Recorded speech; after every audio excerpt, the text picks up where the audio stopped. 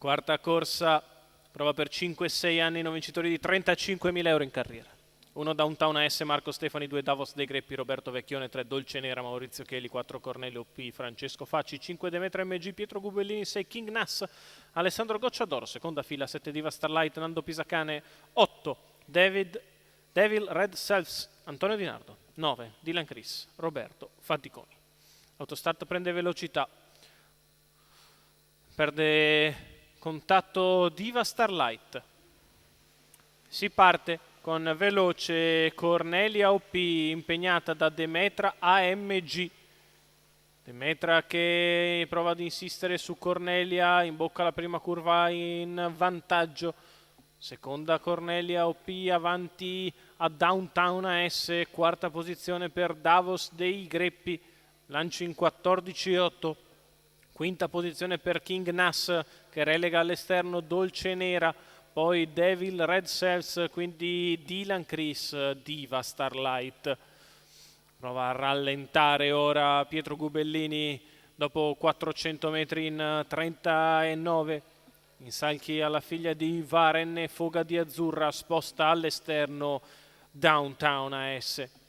E così due più attesi, uno al comando e l'altro di fuori, con Downtown AS che va all'attacco di Demetra MG. Spara il primo parziale Marco Stefani che sotto alle tribune impegna Demetra MG che replica, poi Cornelio P, quindi Davos dei Greppi e Dolce Nera. 31,2 questi 400 metri di corsa, insiste Downtown AS all'attacco di Demetra AMG. Cerca la difesa quando siamo al chilometro, Numero che se ne va in 6, 1.16,4, sta passando squalificato. Downtown AS che ha dato un attacco severissimo a Demetra MG e se ne è sbarazzato a 500 metri dalla conclusione. È chiaro in vantaggio, la retta opposta alle tribune addirittura in 13,9 per il figlio di Crazed che se ne va dalla compagnia. Downtown AS che aumenta ancora i giri del motore, ha fatto il vuoto alle sue spalle quando siamo a 200 metri dalla conclusione.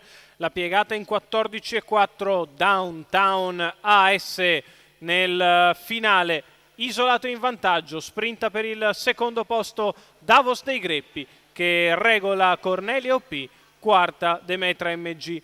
28,8 a chiudere dopo un 28,2 di penultimo quarto, 1,14,1 il ragguaglio cronometrico, 57 spaccato gli ultimi 8 su questa pista.